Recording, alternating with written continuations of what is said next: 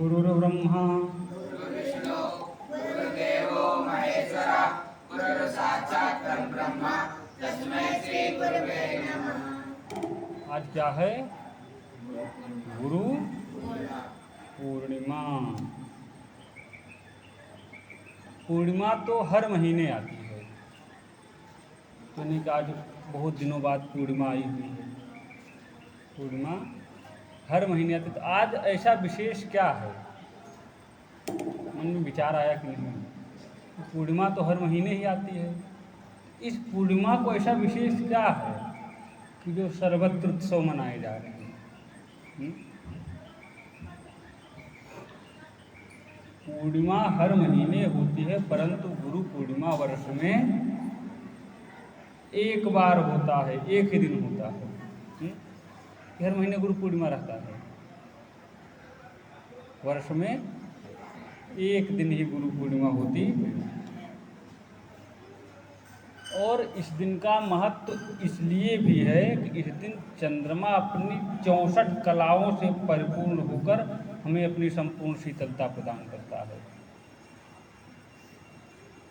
चंद्रमा अपनी 64 कलाओं से परिपूर्ण होकर अपनी शीतलता प्रदान करता है। आज का पर्व जो गुरु पूर्णिमा का पर्व है, ये श्रद्धा, विश्वास और आस्था का पर्व है। किसका है? श्रद्धा, विश्वास और आस्था का पर्व है।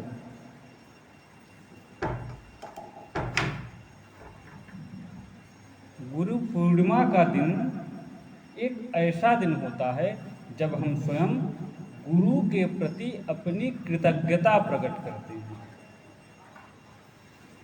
क्या प्रकट करते हैं? कृतज्ञता प्रकट करते हैं। गुरु पूर्णिमा यानी व्यास पूजा का दिन वास्तव में गुरु का दिन होता है। गुरु पूर्णिमा के दिन सभी शिष्य एक स्थान पर एकत्र होते हैं। वैसे व्यस्तता के कारण सब कहीं अब सब अपने कार्य में रहते हैं, परंतु गुरु पूर्णिमा के दिन सब अपने गुरु स्थान पर आते हैं। कुछ व्यस्तता हो जाए, कोई समस्या हो जाए, ना पाए, वो अलग का विषय है, परंतु सबका प्रयास ये रहता है कि गुरु पूर्णिमा के दिन सब लोग अपने गुरु स्थान पर रहें। वहाँ पर सब लोग एकत्रित होकर गुरु का पूजन करते हैं, स्मरण करते हैं। गुरु पूर्णिमा का दिन महर्षि वेदव्यास जी के पूजन का भी दिन होता है। आज के ही दिन व्यास जी का भी पूजन होता है। क्यों? महर्षि वेदव्यास भगवान के कला अवतार माने गए हैं। कौन से अवतार माने गए हैं? कला अवतार। इस कलिकाल में जब पाप के प्रबल और पुण्य के क्षीण होने से, पाप के प्रबल और पुण्य के क्षीण होने से मनुष्य की आयु, बौद्धिक प्रतिभा एवं आध्यात्मिक शक्ति पर भी प्रतिकूल प्रभाव पड़ा। आज संपूर्ण वैदिक ज्ञान रखने वाले पृथ्वी पर दुर्लभ हो गए, जिनको संपूर्ण वैदिक ज्ञान हो। पहले गुरुकुल में गुरु की अध्ययन कराते थे तो वेद आदि सबको कंठस्थ हो जाते थे। अब ऐसा नहीं है। चारों वेद तो छोड़ो, एक वेद भी कंठस्थ नहीं होते कलिकाल के प्रभाव से। जब कंठस्थ नहीं हो रहे तो वैदिक अनुष्ठानों का लोप होता जा रहा है। जब आएगा नहीं तो कराएंगे कहाँ से? तो भगवान तो सर्वज्ञ हैं, उनको कुछ बताने की आवश्यकता नहीं है, वे सब जानते हैं। भगवान सर्वज्ञ हैं। तो हम जैसे जीवों के कल्याण के लिए ही भगवान ने द्वापर युग के अंतिम चरण में ब्रह्मर्षि वशिष्ठ के पौत्र महर्षि पाराशर के अंश से कैवर्त राज की पोष्य पुत्री सत्यवती के गर्भ द्वारा महर्षि व्यास जी का जन्म हुआ, अवतरित हुए। भगवान ही व्यास जी के रूप में अवतरित हुए। हम जैसे जीवों पर कल्याण करने के लिए, क्योंकि बौद्धिक क्षमता कलिकाल में क्षीण हो गई, स्मरण शक्ति कम रह गई है। एक अध्याय याद करने में ही कई दिन लग जा रहे हैं, तो वेद कहाँ से कंठस्थ होते। तो ये बात भगवान को पता लगी कि ध्रुव आ रहे हैं, युगल किशोर आ रहे, सब याद नहीं कर पाएंगे पूरा वेद, तो हम आप पर कृपा करने के लिए ही भगवान अवतरित हुए। और व्यास जी का जन्म द्वीप में हुआ था, हॉस्पिटल में, घर में नहीं प्रकट हुए। कहाँ पर प्रकट हुए थे? द्वीप में। इसलिए इनका नाम द्वैपायन पड़ा। इनके शरीर का जो रंग था, कलर, वो श्याम वर्ण था, कृष्ण, इसलिए इनका नाम क्या पड़ा? कृष्ण द्वैपायन हुआ। द्वीप में पैदा होने के कारण द्वैपायन और श्याम वर्ण होने के कारण कृष्ण, कृष्ण द्वैपायन वेदव्यास। जन्म लेते ही तुरंत बड़े हो गए, ये नहीं छोटे से थे खेल रहे कुछ ना, भगवान के अवतार हैं ना। तो जन्म लेते ही इन्होंने अपनी माता से जंगल में जाकर तपस्या करने की इच्छा प्रकट की। माँ, हम जाएंगे तपस्या करेंगे। प्रारंभ में तो इनकी माता ने इन्हें रोकने का प्रयास किया, क्योंकि कौन माता अपने बच्चे को तुरंत जाने देगी। हम आप तो इतने बड़े हो गए हैं, अभी आना होता है तो नहीं आए, माँ जी को कष्ट होता है, आपको भी कष्ट होता है, रोते हो। और तुरंत जन्म लेते ही बेटा कह रहा, माँ जी तो हम जा रहे जंगल में तपस्या करेंगे। तो माँ जी प्रारंभ में रोका, परंतु जब इन्होंने कहा, माता जी जब भी आप हमें स्मरण करेंगे, जब भी आप हमको बुलाएंगे, हमको याद करेगी, हम उसी समय आ जाएंगे। आप ये मत सोचो हम तपस्या करने जा रहे हैं तो आपको छोड़ नहीं, जब भी आप हमारा स्मरण करेगी, मैं तुरंत ही आपके पास उस समय आ जाऊंगा, बुलाने की भी आवश्यकता नहीं पड़ेगी। मैं आपको ये वचन देता हूँ। ये वचन देकर और माता जी की आज्ञा लेकर के वो तपस्या करने के लिए हिमालय की ओर चले गए और वहाँ पर बदरी वन में घोर तपस्या की।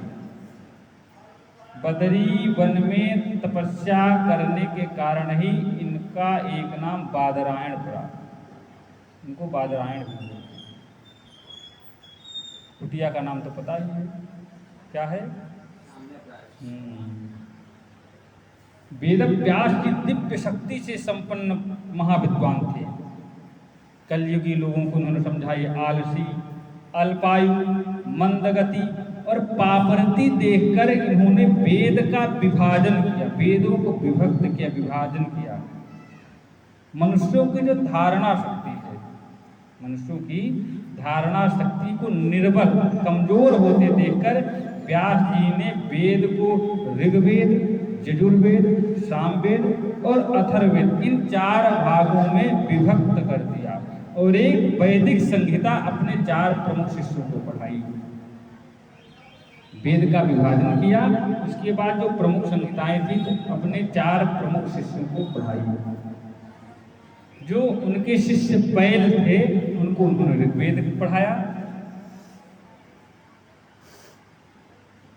वैशंपायन को यजुर्वेद, जैमिनी को सामवेद तथा सुमंतु को अथर्ववेद का अध्ययन कराया।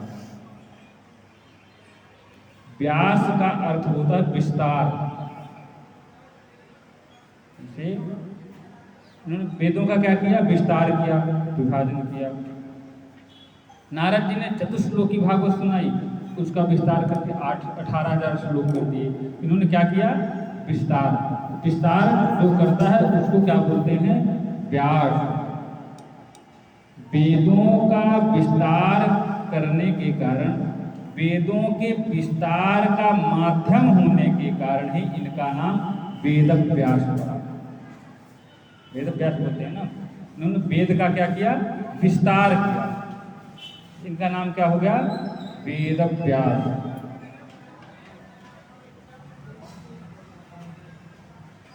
श्रीमद् भगवत गीता महाभारत का अंश है। श्रीमद् भगवत गीता आप लोग सायंकाल संध्या में पढ़ते हैं ना, तो कहाँ का अंश है?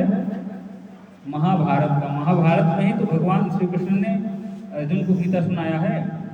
तो महाभारत का ही अंश भगवत गीता है। तो व्यास जी ने महाभारत को सबसे पहले अपने 5वें शिष्य लोमहर्षण जी को पढ़ाया था। वेदांत दर्शन के साथ अनाज पुराण को लुप्त होते देखकर वेद व्यास ने 18 पुराणों का प्रणयन किया। ये जो पुराण आदि हैं ये उसी समय रचना नहीं की, ये नित्य ग्रंथ है। नित्य बताया गया, नित्य और नित्य, ये नित्य है। लोप होते देखकर पुनः प्रकट करते, वेद व्यास जी ने पुनः उसको प्रकट किया।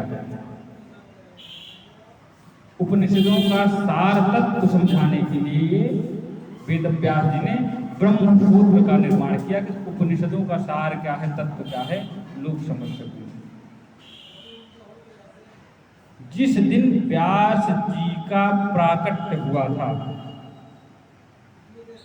व्यास जी के जन्म तिथि आषाढ़ी पूर्णिमा, जो कि आज है, व्यास जी के जन्म तिथि को ही गुरु पूर्णिमा के रूप में मनाया जाता है।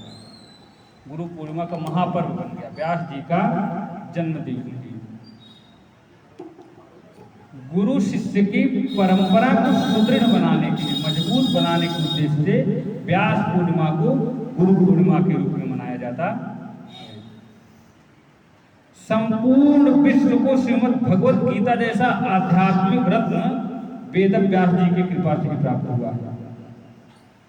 परिक्रमा लगाते हैं, देखते हैं अंग्रेजों को, भगवत गीता वितरित करते हैं, पढ़ते रहते हैं। यही नहीं, संपूर्ण विश्व में ऐसा कोई देश नहीं होगा जहां पर भगवत गीता हो। पूरे विश्व को भगवत गीता देने वाले कौन हैं? वेद व्यास जी। वेद व्यास जी ने भगवान श्री कृष्ण के उस उपदेश को अपनी महाभारत में ग्रंथित करके उसे संपूर्ण विश्व के लिए सुलभ बना दिया। महाभारत उनकी रचना है, परंतु जो उपदेश भगवान श्री कृष्ण ने अर्जुन को दिया उसका भी उसमें वर्णन करके समझ लो अपने ग्रंथ को अमर बना, संपूर्ण विश्व के कल्याणार्थ उसकी रचना किया। महाभारत में एक प्रसंग आता है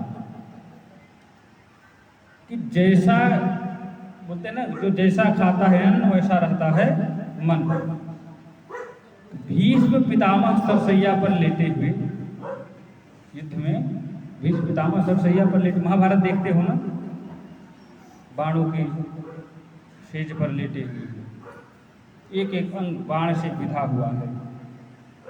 तो भीष्म पितामह जब सरसैया पर लेटे हुए पांडवों के धर्म संबंधी प्रश्नों के उत्तर दे रहे हैं। भगवत गीता सुनाने ले गए हैं युधिष्ठिर को भगवान श्री कृष्ण। हम किससे ज्ञान प्राप्त करते हैं ये देखा जाता है। कोई छोटा हमको बताए ना, यदि मन में हमारा उसके प्रति स्नेह रहेगा, छोटा रहेगा, तो उसकी बात नहीं, तो स्नेह भाव रहेगा। जो भगवत गीता अर्जुन को भगवान ने सुनाया, अर्जुन समझ गए। युधिष्ठिर को वही बात बताते, युधिष्ठिर तो प्रेम करते हैं, वो बड़ा मानते हैं ना भगवान श्री कृष्ण युधिष्ठिर को, उनमें वात्सल्य भाव, उनकी बात नहीं समझ में आई। इसीलिए भगवान श्री कृष्ण वही उपदेश किससे दिलवा रहे हैं? पितामह से। तो जब धर्म संबंधी प्रश्नों के उत्तर पितामह दे रहे थे पांडवों के, द्रौपदी को उनके वचन अच्छे नहीं लगे। किनके वचन? पितामह भीष्म के। जब धर्म संबंधी बात पांडवों को बता रहे थे तो ये बात द्रौपदी को अच्छी नहीं लगी। अगर कोई चर्चा चल रही है तो बीच में बोलना गलत होता है, परंतु द्रौपदी बीच में बोलती। द्रौपदी ने कहा, पितामह अगर आप बुरा ना माने तो यह बताइए, अभी तो आप बहुत धर्म की, ज्ञान की बातें और ज्ञान का उपदेश दे रहे हैं। जब दुर्योधन उस राजसभा में मेरा अपमान कर रहा था, जब दुशासन उस राजसभा में मेरे वस्त्रों को खींच रहा था, तब आप मौन क्यों थे? तब ये जो आपका ज्ञान, ये आपका धर्म उस समय कहाँ चला गया था? अभी तो आपको ज्ञान की बात, धर्म की बात बता रहे हैं। जब आपके सामने उस राजसभा में हमारे वस्त्रों का हरण हो रहा था, हमारा अपमान हो रहा था, तब ये आपका धर्म और आपका ज्ञान कहाँ गया था?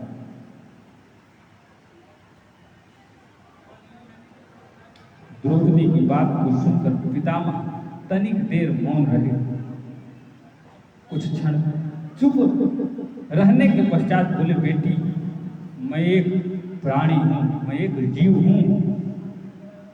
उस समय मैं दुर्योधन के पक्ष में था, उस समय मैं दुर्योधन का अन्न खा रहा था। पाप और अत्याचार के द्वारा कमाए गए अन्न को खाने से मेरी बुद्धि भ्रष्ट हो गई। पाप और अत्याचार के द्वारा कमाए गए अन्न को खाने से मेरी बुद्धि भ्रष्ट हो गई थी। अब जब अर्जुन ने अपने तीरों से मेरे सारे शरीर को अपने बाणों से बीध दिया है, हमारे शरीर के एक एक बूंद रक्त निकल जाता है। जो पाप की कमाई थी, जो पाप का अन्न था, अत्याचार के द्वारा प्राप्त अन्न हमने खाया था, वो हमारे शरीर से एक एक बूंद निकल गया है। भगवान श्री कृष्ण की कृपा से अब मेरा मन पुनः जाग उठा है और मेरी आत्मा पवित्र हो गई। बेटी तुम्हें यह बात समझ लेनी चाहिए कि पाप के सानिध्य में मनुष्य की बुद्धि भ्रष्ट हो जाती है और वह अच्छे बुरे में अंतर नहीं कर पाता। एक घर पर एक संत आए, निमंत्रण था उनका प्रसाद पाने, और प्रसाद पाने के पश्चात वे चले गए और यहाँ पर एक सोने का हार टंगा हुआ था, वो गायब उनके घर पर। सबने बहुत ढूंढा, मिला ही नहीं। कोई इनसे पूछ रहा, आपने लिया, इधर लिया। महाराज जी पर किसी को शक ही नहीं, वही तो संत है, वे क्यों गए। दूसरे दिन संत आए तो हार दिए, बोले हमसे बहुत बड़ी गलती हो गई, हमने आपका हार चुरा लिया था। सब आश्चर्य, महाराज जी आप किसी ने और लिया होगा, आप अपने नहीं, हमने ही चुराया था। बोले आप चुराए क्यों? और जब चुरा ही ली तो आपके ऊपर तो किसी ने संदेह भी नहीं किया, आप वापस क्यों गए?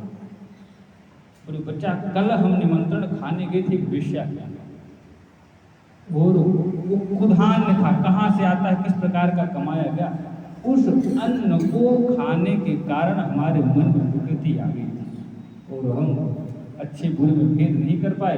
वो अन्न हमारे शरीर से निकला, तब हमारी बुद्धि में लगा हमने ये क्या कर दिया, हम तुरंत वापस कर दिए। इसलिए हम कहाँ पर क्या खा रहे हैं बहुत ध्यान देना है। जिस प्रकार का आप अन्न खाएंगे उसी प्रकार की आपकी सोचने की शक्ति और मन उसी प्रकार से हो जाता है। गुरु पूजा का जो पावन पर्व शिष्य को सद्गुरु के लिए पूर्ण समर्पण का पाठ पढ़ाता है। साधना के समस्त विघ्नों का हरण करने वाले तथा दिव्य प्रकाश प्रदान करने वाले सद्गुरु की पूर्ण निष्ठा, अटल विश्वास एवं अगाध श्रद्धा भाव से सेवा पूजन करने की शिक्षा प्रदान करता है। वस्तुतः सद्गुरु की मनमोहिनी दिव्य छवि ही शिष्य के हृदय स्वरूपी सिंहासन पर विराजमान है। गुरु पूजन का नियम क्या है? ब्रह्म मुहूर्त में ही सैया कर त्याग कर देना चाहिए। जहाँ पर सोते हैं सैया पर, ब्रह्म मुहूर्त में ही उठ जाना चाहिए। भ्रकुटी के मध्य में श्वेत कमल में विराजमान विनीत दुर्भुजाधारी सद्गुरु की शांति मूर्ति का नित्य प्रतिध्यान करिए कि आप जहाँ पर विराजमान हैं वहाँ पर तो आपके पास तस्वीर तो नहीं, आपको वैसे ही ध्यान करना चाहिए। गुरु पूर्णिमा के दिन यदि आप घर में हैं तो पवित्र वातावरण होना चाहिए, कहीं युद्ध हो रहा हो उठा भटकना चाहिए, शांति रहनी चाहिए। गंगा जल धूप दीप अक्षत कुमकुम पुष्प फल नैवेद्य मिठाई गुलाब अगरबत्ती जो भी आपके पास हो वो सब रख लेना चाहिए। पूजन आरंभ करना चाहिए सुंदर। यदि आप गुरु स्थान पर हैं तो ये सब स्थान करने की आवश्यकता नहीं, आपके गुरु जी हैं ही, आपको जा करके प्रणाम कर सकते हैं, पूजन कर सकते हैं, घर का नहीं।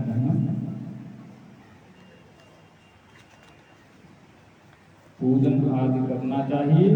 उसके पश्चात में यदि घर पर हैं तो चित्रपट होना चाहिए, चित्रपट का पूजन की विधि आपको सब पता ही है। जैसे गुरुदेव के पूजन की विधि होगी, गुरुदेव के पूजन की विधि होगी, पूजन करना चाहिए। उसके पश्चात नियम क्या है? कि सदगुरु का पूजन कब, क्यों और कैसे करें। संपूर्ण जगत की उत्पत्ति गुरु तत्व नामक सत्ता से हुई है। गुरु गुरु कोई मनुष्य नहीं है। जब आप संगीत पढ़ेंगे तो उसमें मात्रा होती है गुरु लघु, लघु यानी छोटा, गुरु यानी भारी। अवध क्षेत्र में आप चले जाएंगे पुनीता पुस्तक, तो अवध क्षेत्र में अपभ्रंश गुरु का गरु बोलते हैं, ये समान बहुत गरु बोलते हैं अवध क्षेत्र में। वजन जो होता है उसको गुरु बोलते हैं। गुरु समझ में आ रहा है? तो गुरु मतलब जिसको आप गुरु माने, किसी भी कोई, जैसे आपको भोजन बनाना नहीं आता और इनको भोजन बढ़िया बनाना आता है, तो भोजन बनाने में ये आपके गुरु हुए। आपको थोड़ा कम भोजन बनाना आता है, इनको ज़्यादा, आपसे ये गुरु हुए। जो जिस विषय का जानकार हो उस विषय का वो आपसे गुरु बनाने की परंपरा हमारे सनातन धर्म में क्यों है? जिससे हमारे मन का अहंकार, घमंड आदि दूर हो। ये कम से कम किसी को तो आप माने, हमारी बुद्धि मानने को तैयार नहीं होती क्योंकि हम इनसे कम हैं। तो गुरु बनाने पर आपके मन से ये मन से ये घमंड अहंकार, तो कम से कम कोई एक तो है जो हमारा गुरु है। हमसे अधिक कोई है तो ये मन में रहेगा। ये भूमि तो लोग ढूंढते रहते हैं गुरु बना, नहीं कोई मिला ही नहीं, अभी कोई योग्य नहीं मिला। मतलब बुद्धि देखिए, वो सोचता कभी उससे बड़ा, उनसे अधिक कोई मिला है। गुरु बनाने पर ये अहंकार मन का हट जाता है। मन में रहता कहाँ हमारे गुरु हैं, हमारे भी गुरु हैं। समझ में आ रहा? तो गुरु का मतलब ये होता है। ये सृष्टि के आरंभ में सभी, ये पूरी सृष्टि गुरु तत्व से उत्पन्न होती है और अवसान के समय, अवसान सुनते हैं, एक्सपायर। दवा का कोई रेपर देखेंगे तो उसमें लिखा था एक्सपायरी डेट, हिंदी में लिखा रहेगा अवसान तिथि, और क्षेत्र में बोलते अवसान खता होते देर नहीं लगती, अवसान को खत्म, एक्सपायर। तो इस सृष्टि के अवसान के समय गुरु तत्व में ही विलीन हो जाते हैं। गुरु तत्व में एक है अपराशक्ति, जिसके भूमि, वायु, अग्नि, जल, आकाश, हृदय, बुद्धि और अहंकार, ये 8 क्या हैं? उपांग हैं। दूसरी है पराशक्ति, जिसने इस आत्मा को धारण कर रखा है। गुरु तत्व परा अपरा प्रकृति के संयोग से सृष्टि निर्माण का रहस्य जानने योग्य हो सकते हैं। 2 तत्व बताया गया ना, अपराशक्ति, इसमें भूमि, वायु, अग्नि, जल, आकाश, हृदय, बुद्धि और अहंकार। मतलब 5 तत्व आपको पता ही है, क्षिति, जल, वायु, गगन, समीर, हृदय, बुद्धि और अहंकार। 5, 3, 8, ये 8 उपांग हैं। और जो पराशक्ति है, जिसने इस आत्मा को धारण कर रखा है। क्योंकि सृष्टि इन्हीं दोनों तत्वों के संयोग से हुई है। कभी नाश न होने वाली जीवात्मा जो देहों में, क्योंकि सब देह में देही आत्मा है, तो स्वयं में स्थित रहने की उसमें जो शक्ति है वह अध्यात्म कहलाती है। इस शक्ति में जो हलचल होती है, इस शक्ति के माध्यम से जो हलचल होती है उसे ही कर्म कहा गया है। जो अंदर हमारी शक्ति है उसके माध्यम से जो हलचल होती है, जो भी कुछ करते हैं उसको कर्म करते हैं। हाथ पाँव हिला रहे हैं, पुस्तक की जरूरत, ये कर्म है, उस शक्ति के द्वारा किया जा रहा है जो इस देह के अंदर विराजमान है। नहीं तो वही जो अंदर आत्मा निकल जाती है, शरीर तो यहीं पड़ा रहता, फिर कोई कर्म नहीं होता। जहाँ उठा दो, बढ़ गया, रख दो, हो गया, जिसको बोलते हैं महाप्राण। प्राणांत के पश्चात देह तो रहता है, पर देह ही अंदर नहीं रहता आत्मा। उस आत्मा के द्वारा जो हलचल होती है उसको क्या कहते हैं? कर्म। देहों में क्षरण को प्राप्त होने वाले तत्व शक्तियां कहलाती हैं। इनको शक्तिशाली बनाकर जो नियमबद्ध रखता है वह अधिदेव कहलाता है। इस संसार में सदगुरु ही अधिदेव है। संसार के अंदर सद्गुरु ही अधिदेव हैं। वे ही देहस्थ जड़ तत्वों में प्रवेश कर उनको नियमबद्ध रखते हैं। सद्गुरु की शक्ति वस्तुतः सर्वोच्च सत्ता ही है। इस प्रकार जो व्यक्ति गुरु तत्व को गुणों सहित जानता है, वह वर्तमान में गोचर होते हुए भी सदैव अव्यक्त सत्ता में लीन रहता है। इस संसार में पग पग पर छल बल से उस दीप को बुझाने का प्रयत्न होता है। अगर चेतना का, विवेक का वह दीप बुझ गया तो फिर हम अंधकार में भटक जाते हैं, माया मोह के सांसारिक जाल के सामने पराजित हो जाते हैं। जब हम कहीं पर अनुष्ठान करते हैं, पूजन करते हैं, तो पूजा में दीप का प्रयोग अकारण नहीं प्रारंभ हुआ, ऐसे ही दीपक जलाने लगे। इस संसार में दीपक सबसे बड़ा गुरु है। इस संसार में दीपक सबसे बड़ा गुरु है। वह हम सबको सिखाता है, हम सबको शिक्षा देता है। क्या? देखो, मैं एक मिट्टी का दीप हूं जिसे तुम सबसे तुच्छ समझते हो। अरे वो तो मिट्टी में मिल गया, उसको हम मिट्टी में मिला देंगे। मैं उस मिट्टी का दीप हूं जिसको तुम लोग सबसे तुच्छ समझते हो। उस मिट्टी से गढ़ा गया हूं, और तुम भी किसी धोखे में मत रहना, तुम भी तो माटी के हो। सब लोग मिट्टी के ही हैं, कहीं से अलग से नहीं आए हैं, यहीं से प्रकट हुए। हम सब भी मिट्टी के ही दीप हैं। इसलिए जब तक यहाँ रहो तो प्रकाशित होकर धरती पर रहना, दूसरों के जीवन में प्रकाश लाना। हम सब मिट्टी के बने हुए, और मिट्टी के बने हुए पदार्थों की आयु बहुत कम होती है। मिट्टी के बने पदार्थों को आयु कम होती है। क्या पता इस क्षण, किस घड़ी ये जीवन समाप्त हो जाए। इसलिए जब तक जीवन है, चलना है और प्रकाश फैलाना है, रोशन करना है दूसरे के जीवन को। मिट्टी का दीप हमें बताता है कि मैं बहुत छोटा हूं, तुम कुछ बड़े हो मुझसे। हम लोग मिट्टी के दीप से बड़े हैं ना। मिट्टी का दीप बताता है कि मैं तो बहुत छोटा हूं, तुम कुछ बड़े हो मुझसे, लेकिन मैं केवल इसलिए जलता हूं कि मेरा थोड़ा सा प्रकाश किसी को मार्ग दिखा सके, किसी को राह दिखा सके, किसी को प्रेरणा दे सके। इतना हो जाए तो मेरा जलना सार्थक हो जाए। दीप हमें कर्तव्य का पालन करने की शिक्षा भी देता है। दीप जलता है और दीप बुझता है।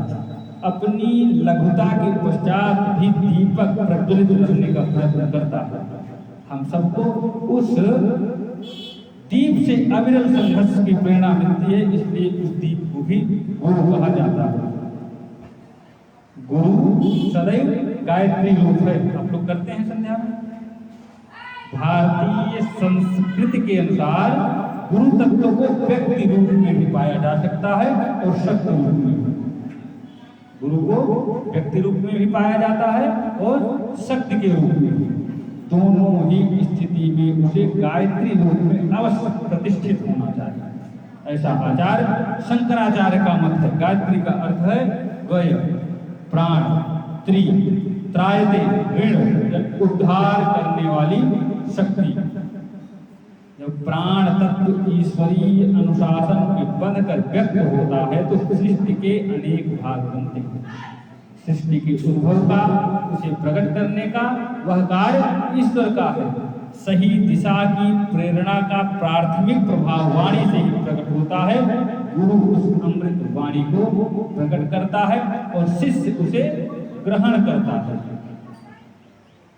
वाणी के साथ समाविष्ट अमृत रूप प्रायः शिष्य भी स्थित होकर उसकी साधना में परिपक्व होता है। वही परिपक्व प्राण उसे अमृत तत्व की दिशा में प्रेरित करता है, सद्गति का अधिकारी बनाता है।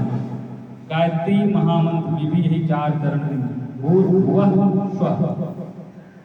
भूर्भुवः स्वः में व्याप्त उस महाप्राण को गुरु रूप में नमन, उसके वर्णी देवत्व युक्त भर्ग तेज प्राण को सविता सर्व प्रेरक रूप में स्वीकार करना, उस अमृत प्राण प्रवाह को अपने अंतःकरण में धारण करना, तथा उस महाप्राण द्वारा जीवन को संचालित किया जाना।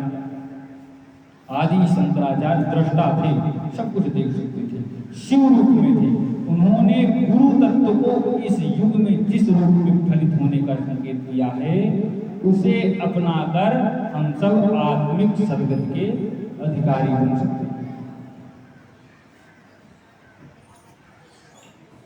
गीता के सीधे साधे पद सारगर्भित वचन को देखिए, कितना गहरा रहस्य छिपा है। गीता पढ़ते हो उसके अर्थों को समझो।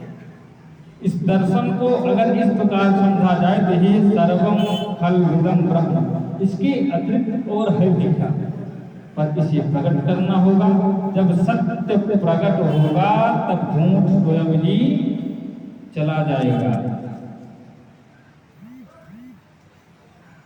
जो कुछ हम देखते हैं, सुनते हैं, अनुभव करते हैं, वह गुरु का ही रूप है। अगर कोई व्यक्ति हमारी दृष्टि से छिप जाता है, इसका अर्थ यह नहीं होता उसका अस्तित्व ही समाप्त हो जाता है। उसका अस्तित्व तो होता ही है ना। जैसे कोई व्यक्ति छिप गया, अभी वहां तक दिख रहा है, वहां से वो दीवार किस तरफ से लगा, इसका मतलब वो खत्म हो गया, केवल वो हमसे छिप गया, उसका अस्तित्व नहीं समाप्त हो गया, वो है। इसी तर्क के हिसाब से हमें मानना पड़ेगा सत्य ही है सभी जगह, वो ही सर्वोच्च सत्ता है। समाज में भी देखो तो नकली यहाँ असली को चुनौती देता है और स्वयं को असली के नाम पर स्थापित करना चाहता है। आप एक बात समझ लीजिए, अंतिम विजय सत्य की ही होती है। समाज में असत्य चलता भी है तो वह सत्य के नाम पर चलता है। तो इस प्रकार से महिमा किसकी हुई? सत्य की। झूठ कभी भी अपने बल पर टिक नहीं सकता है। झूठ समाज में तब सफलता मिलती है, उसको तब सफल होता है जब वह सत्य का सहारा लेता है। चोर चोरी भी करते हैं तो सामान बहुत ईमानदारी से बांटते हैं। बेईमानी का धन बड़ी ईमानदारी से बांटा जाता है, बेईमानी का धन बेईमानी से बटे तो उसमें भी झगड़ा हो जाएगा। तो झूठ को भी सत्य का सहारा लेकर ही समाज में, संसार में टिके रहना होता है। झूठ बोलने वाला कहता क्या है? सच कहता हूँ, आज की सौगंध खाकर कहता हूँ। तो आखिर सत्य की बैसाखी पकड़ाना, सच कह रहा हूँ, सच कह रहा हूँ। जो झूठ कोई झूठ बोल रहा है तो भी कहता है ना, मैं आपकी सौगंध खाकर सच कह रहा हूँ। सहारा किसका ले रहा है? सच का। झूठ बोलने के लिए भी सहारा सच का ही लेना पड़ता है। पिता और गुरु की महिमा के विषय में भगवान राम सीता जी से कहते हैं, सीते माता, पिता और गुरु ये तीनों प्रत्यक्ष देवता हैं। इनकी उपेक्षा करके अप्रत्यक्ष देवता की आराधना करना कैसे उचित हो सकता है? इन तीनों की सेवा से धर्म, अर्थ, काम, मोक्ष तीनों की प्राप्ति होने के साथ साथ इनकी आराधना से तीनों लोगों की आराधना हो जाती है। माता पिता के समान पूज्य इस विश्व में दूसरा कोई भी नहीं है। अस्तु माता पिता गुरु की आराधना करना और सेवा करना परम कर्तव्य माना गया है। अस्वाधीनम कथम दैवं प्रकारैरभिराध्यते, स्वाधीनम समतिक्रम्य मातरं पितरं गुरुं, यत्र त्रयं त्रयो लोकाः पवित्रं तत्समं भुवि, नान्यदस्ति शुभापांगे तेनेदमभिराध्यते। भगवान श्री राम ने इस मर्यादा का अपने जीवन में श्रद्धा पूर्वक पालन किया।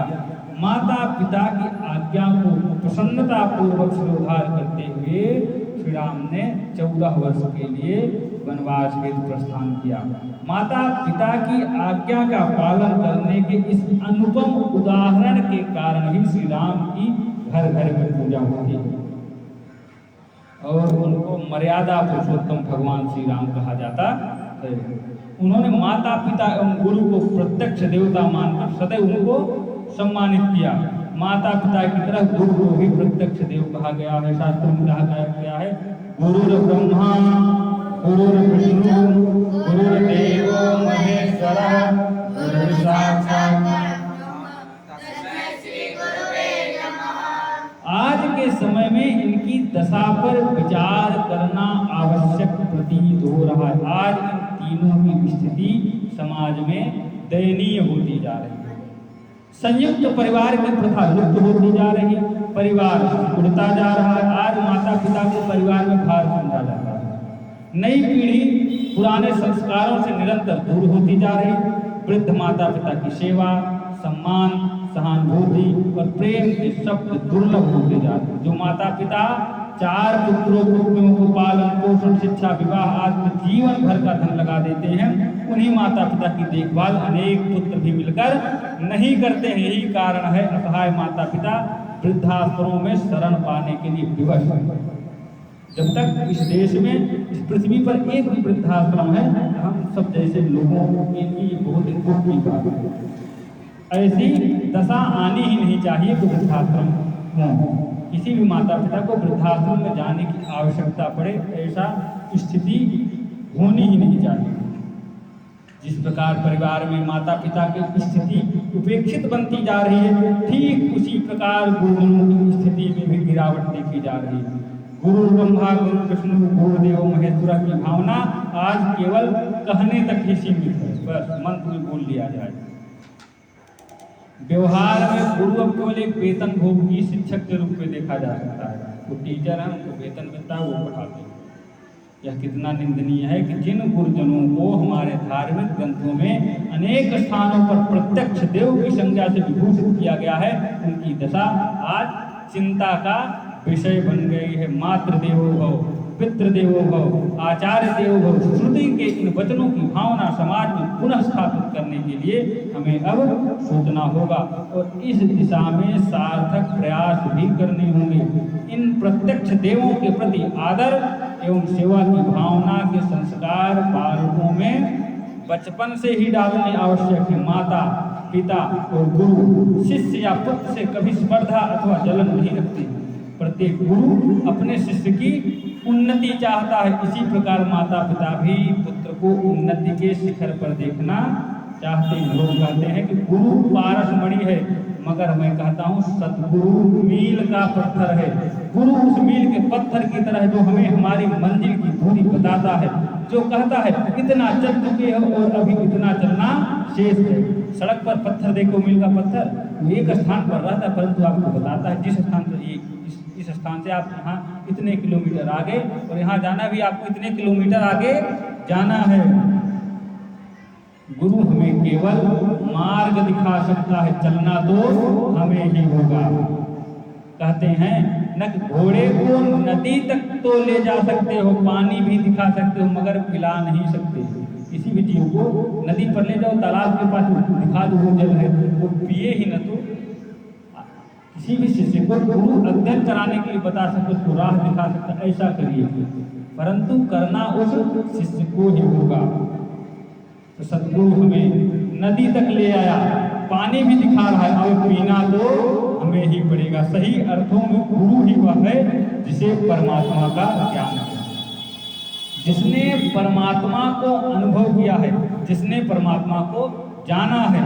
इंसान के लिए वह मार्ग अज्ञात है। बिना किसी के मार्गदर्शन के, सहयोग या गुरु कृपा के इंसान कभी भी वहां तक नहीं पहुंच सकता। और तो और भगवान कौन है, भगवान क्या है, भगवान कहाँ है, भगवान का हमारे जीवन में क्या महत्व है, ये सब गुरु के अतिरिक्त हमें कोई नहीं बता सकता। गुरु सेतु है, पुल, गुरु सेतु है परमात्मा और संसार के मध्य। परमात्मा और संसार के मध्य गुरु एक पुल है। शिष्य और भगवान के मध्य गुरु एक पुल है। मंजिल तक पहुंचने के लिए मार्ग का होना आवश्यक है। बिना मार्ग की यात्रा असंभव है, इसलिए मंजिल से अधिक मार्ग का महत्व है। मार्ग माध्यम है जो न केवल मंजिल तक पहुंचने में सहयोग करता है, बल्कि मंजिल से पहले बढ़ता है। पहले बढ़ने के कारण इसका स्थान भी मंजिल से ऊंचा और पहले होना चाहिए। किसी स्थान पर आपको जाना है तो उस स्थान तक जाने के लिए राह होनी चाहिए। जब रास्ता ही नहीं रहेगा तो आप उस स्थान पर पहुंचेंगे कैसे? यदि आपको परमात्मा तक जाना है, परमात्मा आपका डेस्टिनेशन है, आपकी मंजिल है, उस परमात्मा तक पहुंचने की जो राह है वो गुरु के द्वारा जाएगी। गुरु आपकी मंजिल नहीं, आपकी मंजिल तो परमात्मा, परंतु उस परमात्मा तक भुगतने की जो राह है वो गुरुदेव की। दूसरा कारण है भगवान के बिना ध्यान नहीं मिलता, न ही इससे पहले भगवान को अनुभव किया जा सकता है। भगवान की कोई वाणी नहीं है। ध्यान को बिना सिद्ध किए, बिना साधे भगवान से वार्तालाप का कोई माध्यम नहीं है। लेकिन गुरु अपनी वाणी द्वारा भगवान का संदेश लाता है। गुरु के शब्दों के माध्यम से भगवान शिष्य तक और शिष्य भगवान तक पहुंचता है। गुरु शिष्य की ध्यान साधना में सहयोग करता है, इसलिए गुरु का भगवान से पहले वह ऊंचा स्थान। इसलिए कबीर कहते हैं कि वे लोग मूर्ख हैं जो गुरु को महत्व नहीं देते, गुरु का सम्मान नहीं करते या गुरु को नकार देते हुए अंधे हैं जिन्होंने गुरु का जीवन में महत्व नहीं दिखता है। जिसने सद्गुरु का अवलंबन किया है, जिसने अपने चंचल मन और अस्थिर तन को सद्गुरु में स्थिर करने का अभ्यास किया है, वह शीघ्र ही आत्म रस का उपभोग करता है। रविदास रात न सोइए, दिवस न लीजिए स्वाद, निस दिन प्रभु को सुमिरिए, छोड़ सकल प्रतिवाद। कई रात्रियां सो कर हमने गंवा दी, दिन में विषय सुखों का स्वाद ले लेकर समय गवा दिया। दिनों दिन हम समाप्त हो रहे हैं, शरीर को स्वाद दिलाते दिलाते हम वृद्धावस्था खाई में गिर रहे हैं। शरीर को सुलाते सुलाते हम मृत्यु सैया की ओर आगे बढ़ रहे हैं और अंत में हम लंबे पैर पसार कर सदा के लिए सो जाएंगे। फिर जगाने वाले जागने के लिए चिल्लाएंगे, फिर भी हम जग नहीं पाएंगे। परिवारजन कुटुंबीजन आकर क्रंदन करेंगे, रुदन करेंगे, बुलाएंगे, प्रश्न करेंगे, पर हम उत्तर नहीं दे पाएंगे। डॉक्टर हकीम वैद्य हमें मौत से छुड़ाना चाहेंगे, परंतु मौत से छुड़ा नहीं पाएंगे। कभी ऐसे भी दिन आएंगे। सतगुरु तो माता पिता से हजारों गुना अधिक पूजनीय हैं। वे तो किसी भी कारण से निंदा के योग्य नहीं हैं, लेकिन अनेक बार मनुष्य पूजनीय व्यक्तियों के लिए क्रोधवश अथवा अपने प्रमादवश निंदनीय वचन बोल देता है। ऐसे किसी भी स्थिति में नहीं किया जाना चाहिए। गुरु को कभी भी संशय की दृष्टि से नहीं देखना चाहिए। अगर कभी गुरु को किसी गलत जगह भी देखे तो कोई यह सोचे कि गुरु यहाँ भी किसी का उद्धार करने आए हैं। जो गुरु पर संशय करता है उसकी आत्मा कभी भी शांत नहीं होती। एक मूर्तिकार बहुत ही सुंदर मूर्तियां बनाता था। उसको देखकर उसके पुत्र ने भी मूर्तियां बनाना प्रारंभ कर दी। पिता ने पूछा, बेटा तू क्या बनाना चाहता है? पुत्र ने कहा, इतना ही चाहता हूं कि जैसी सजीव मूर्तियां आप बनाते हो पिताजी, वैसे ही मूर्तियों का निर्माण कभी मैं भी कर सकूं। पिता ने पुत्र को सिखाना प्रारंभ किया। अब वह उस बालक का पिता भी है क्या और गुरु भी, क्योंकि वो अपने बच्चे को मूर्ति बनाने का ज्ञान दे रहा। अब वो उस बालक का पिता भी है और गुरु भी है। सिखाते सिखाते अपने पुत्र को बहुत ऊंचाई तक ले गया।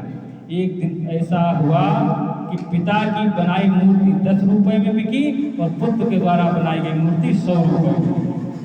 पिता की बनाई मूर्ति 10 रुपए में और पुत्र की बनाई मूर्ति 100 रुपए में। पुत्र बहुत प्रसन्न हुआ, उसने अपनी माँ को मिठाई खिलाई। पिता इस मत शांत रहा। अगले दिन बेटा मूर्ति बनाने बैठा तो पिता ने उसे डांटना प्रारंभ कर दिया और उससे रूठ कर बैठ गया डांट कर। पुत्र को बहुत क्रोध आया। माँ से जाकर कहने लगा, माँ मैंने पिताजी से अच्छी मूर्ति बनाई, मेरी मूर्ति 100 रुपए में बिकी जबकि पिताजी की मूर्ति 10 रुपए में, तब भी डांट दी। अब मैं यहाँ नहीं हूँ, अब मैं घर छोड़कर जा रहा हूँ। पिता सारी बात सुन रहा था। उसने पुत्र को अपने पास बुलाया और कहा, बेटा जो तेरी इच्छा वो करो, लेकिन मेरी ये बात समझ लो। मैंने जब अपनी मूर्ति बनाई थी तो लोगों ने मेरी मूर्ति की बहुत सराहना की। उसका परिणाम यह होगा कि मुझे अपनी मूर्तियों में कोई कमी नहीं दिखती थी, क्योंकि सब लोग कहते थे वाह बहुत सुंदर मूर्ति बनाई, बहुत सुंदर, सब अच्छा बोलते थे। तो जो कुछ कमियां थी हमको अपनी मूर्ति में नहीं दिखती, क्योंकि सब उसका बखान, सब बड़ाई करते, बहुत सुंदर मूर्ति बनाई। इससे हुआ क्या कि जो हमको अपनी मूर्तियों की त्रुटियों में सुधार करना था, हमें सुधार नहीं किया, क्योंकि कोई हमको टोकने वाला नहीं था। सब बोलते थे बहुत अच्छी मूर्ति बनाते, बहुत अच्छी मूर्ति। हमको अपनी कमियां दिखी नहीं थी, जो सुधार करना था उसने हम कर नहीं पाए। उसका परिणाम क्या हुआ? मुझे जिस ऊंचाई पर पहुंचना था मैं वहां पर नहीं पहुंच पाया, वहीं पर जो त्रुटियां थी वो त्रुटियां रह गई। मेरा विकास मेरी प्रगति रुक गई। मैंने तुझे इसलिए डांटा कि तेरे साथ भी ऐसा न हो, तेरी कला का विकास भी न रुक जाए। मैं तो चाहता हूँ तो बहुत नाम कमाए। मैं तुझे इसलिए डांट रहा हूँ कहीं तू भी इस कला से संतुष्ट होकर न बैठ जाए। अपनी मूर्ति में कमियां ढूंढो और दूर करने का प्रयास करो, तब तुम्हारी जो इच्छा हो। इसी में संतुष्ट मत हो जाओगे तो 100 रुपए की हमारी मूर्ति बिक गई पिताजी के दर्शन, इसमें भी कमियां ढूंढो, इससे भी वृद्ध करो और आगे जाओ। पुत्र को जब अपनी भूल समझ में आई तो रोने लगा। उसने अपने पिता से कहा, मैं अपने भूल का प्रायश्चित करना चाहता हूँ। मैं किस प्रकार अपने अपराध का प्रायश्चित करूं? पिता ने कहा, एकांत में बैठकर अपने कोट निकालो और आगे बढ़ो। बच्चे को संतुष्टि नहीं मिली और वो एक ज्ञानी के पास गया। उसने कहा, मैं अपने पिता और गुरु दोनों का अपराध किया, क्योंकि हमारे पिताजी ही हमारे गुरु हैं। हमने दोनों का अपराध किया, अपने पिता का भी अपराध किया है, अपने गुरु का भी अपराध किया है। उसकी मुझे क्या सजा मिलनी चाहिए? ज्ञानी व्यक्ति ने कहा कि धीमी आंच में स्वयं को जलाना चाहिए। बालक सोचने लगा कि धीमी आंच में अपने को किस प्रकार जलाना।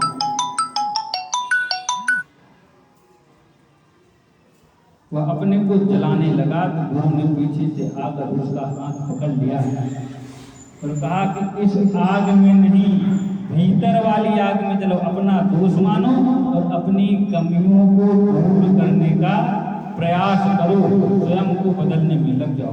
कई बार हम भी गुरु द्वारा फटकारे जाने पर उनके प्रति निंदा भाव रखने लगते हैं, अपना अपमान समझने लगते हैं, डांट को अपनी निंदा समझ लेते हैं। यह क्या है? यह सबसे बड़ा दोष है। वास्तविकता तो यह है कि गुरु हमें डांटता है तो हमें समझना चाहिए कि गुरु हमें प्रेम रूपी छैनी और हथौड़े से छीलकर तराश रहे हैं। भारतीय दर्शन गुरु की सत्ता में विश्वास करता है। यहाँ गुरु को ही परम सत्य कहा गया है। गुरु और ब्रह्म को भारतीय विचारकों ने एक तथा अभिन्न बताया है। आत्मा अविनाशी, अमर, नित्य एवं विकार रहित है। महात्माओं ने आत्मज्ञान को ब्रह्म ज्ञान कहा है।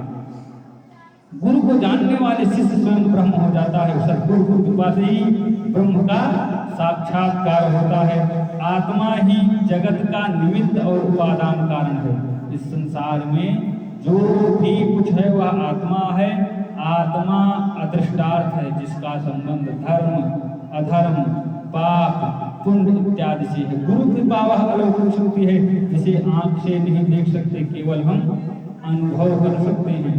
आत्मा जीवन और जगत के सभी प्राणियों में विराजमान है। आत्मा अजर, अमर और अविनाशी है। आत्मा का ज्ञान गुरु कृपा पर आधारित है। एक छोटा सा शब्द स्वयं में काफी गहरा अर्थ समेटे हुए। गु मतलब होता है अंधकार, गु अर्थात अंधकार, रु अर्थात प्रकाश। गु यानी अंधकार, रु यानी प्रकाश। जो व्यक्ति हमें अंधकार से प्रकाश की ओर ले जाए, गु से रू की तरफ, जो व्यक्ति हमें अंधकार से प्रकाश की ओर ले जाए, जो अज्ञान से ज्ञान की तरफ ले जाए, जो असभ्यता से सभ्यता की ओर ले जाए, जो ऊंचाई का आभास कराए, जो बुराई से भलाई की तरफ ले चले, वही सही अर्थों में सद्गुरु कहा गया है। गुरु माली है और शिष्य क्या है? वृक्ष। गुरु माली की तरह बीज की खोज करता है, फिर उसे उचित समय पर रोपित करता है, समय समय पर उसे आवश्यकता के अनुसार खाद पानी देता है, बीज धीरे धीरे पौधा बनता है। इस अवस्था में भी माली पौधे की देखभाल करता रहता है। वही पौधा जब बड़ा हो जाता है, पेड़ बन जाता है, तो माली उसे पानी देना बंद कर देता। वृक्ष माली के सहयोग से अपनी जड़ों को स्वयं इतनी गहराई तक फैला चुका होता है, वह अपना प्रबंध स्वयं कर लेता है, अपनी रक्षा करना स्वयं सीख जाता है। अब वह कुछ देने के योग्य हो जाता है। वृक्ष की तरह गुरु के शिष्य को एक समय, एक स्थिति और एक सीमा तक सीखता है। गुरु तभी तक देता है जब तक उसे लगता है। गुरु शिष्य को मात्र जड़ ही नहीं देता, बल्कि जड़ों का उनका विस्तार भी प्रदान करता है, जड़ों को उनका सागर दे देता है। गुरु चमत्कार नहीं करता, वरन चमत्कार करने की दिव्य शक्ति प्रदान करता है। उनको योग्य बनाता है। लोग आज जीवन में सुख, शांति और प्रसन्नता पूर्वक जीने के मार्ग को जो है गुरु उनका मार्गदर्शन करते हैं, जिससे कई लोग अपनी उलझनों, कष्टों, तनाव व समस्याओं से उबर कर जीवन जी रहे संत महापुरुषों से ही चमत्कार करते हैं। शिष्य गुरु का स्मरण करे यह स्वाभाविक न रहता, परंतु गुरु अपने शिष्य का स्मरण करने में खो जाए तो यह तो शिष्य की अगाध श्रद्धा, अनन्य निष्ठा पर ही निर्भर करता है। शिष्य की गुरु के प्रति अगाध श्रद्धा, अनन्य निष्ठा तथा पूर्णतः शरणागति रूपी दस्तक गुरु को हृदय स्वरूपी किवाड़ खोलने के लिए विवश कर देती है और शिष्य आत्मरस में तृप्त सद्गुरु के हृदय में निश्चित होने वाली सुधा का पान कर निहाल हो जाता है। हल्दी अपना पीला रंग छोड़ देती है और सोना अपना सफेद रंग त्याग देता है। दोनों के त्याग से प्रेम का एक नया रंग उत्पन्न हो जाता है। दोनों बलिदान करते हैं और अपनी पहचान को, अपनी मैं को छोड़कर, अपने अहम को छोड़कर प्रेम प्रदर्शित करते हैं। इस बात को समझना चाहिए। चूने का कलर क्या होता है? सफेद, और हल्दी का पीला। दोनों को जब एक में करोगे तो चूना अपने सफेद कलर का त्याग करेगा और हल्दी अपने पीले कलर का त्याग करेगी। नया रंग क्या बन जाता है? लाल। तो गुरु और शिष्य भी अपने अपने स्वभाव को त्याग करके शिष्य को नए आयाम तक पहुंचाते हैं। रहीम जी कहते हैं, प्रीति वह सराहिए मिले हो तरंग दून, ज्यों हल्दी हल्दी तजे और तजे सफेदी चून। सद्गुरु और शिष्य जब अपने अपने रंग छोड़कर एक दूसरे में समा जाते हैं तो तीसरा रंग प्रेम का उत्पन्न होता है। गुरु ब्रह्मा गुरु विष्णु